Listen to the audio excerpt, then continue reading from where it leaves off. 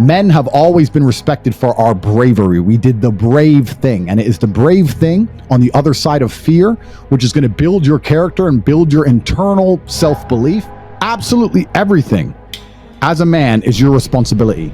It's your responsibility to become your best and brightest version of yourself. And you're not going to do that simply by talking it into existence. You need to live it into existence. You need to go out there and do things which are genuinely difficult, genuinely stressful, which are genuinely scary, so you can become the man you want to be.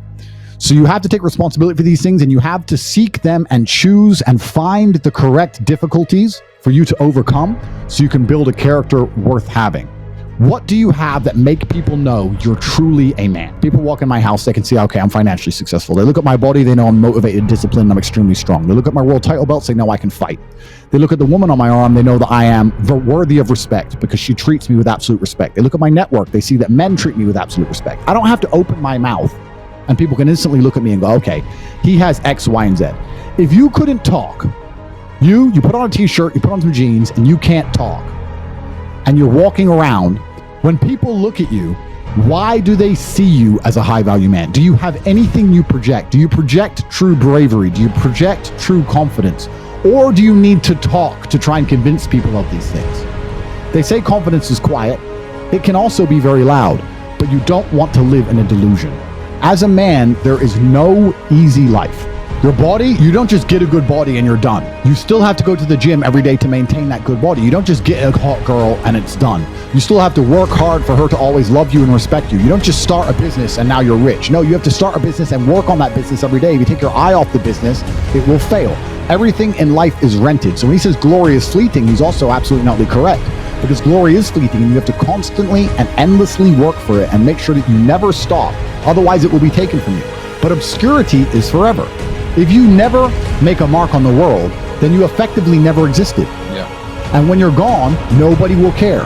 The reason our Father is discussed at length is because of who me and Tristan are, and the reason we will be discussed forever is because who our sons will become.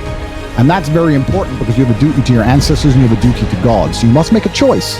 And this is genuine choice to you people at home. Do you want to live in obscurity forever and be invisible and not matter and have an easier life?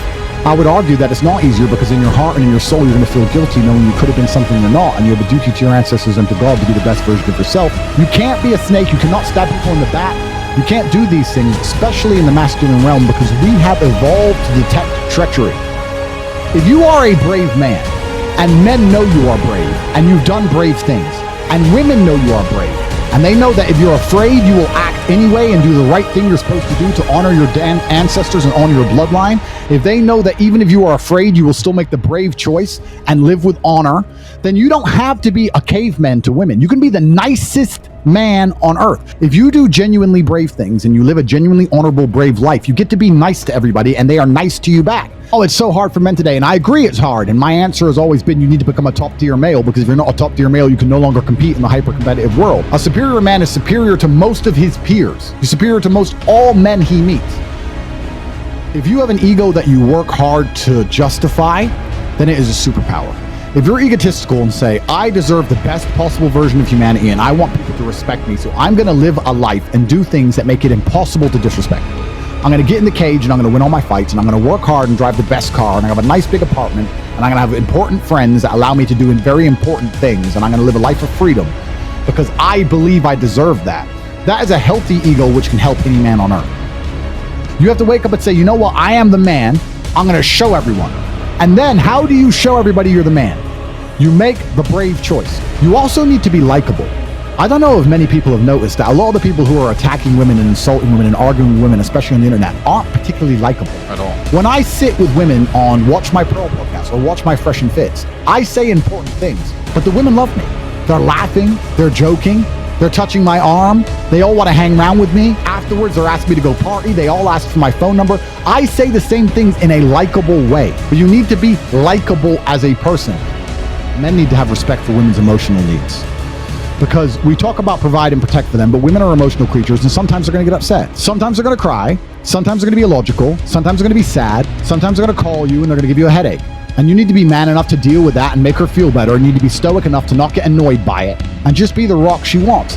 If a woman calls you with a problem, they don't often want to talk about the solution. They want to complain about the problem first. You need to be a man enough to make her feel emotionally secure.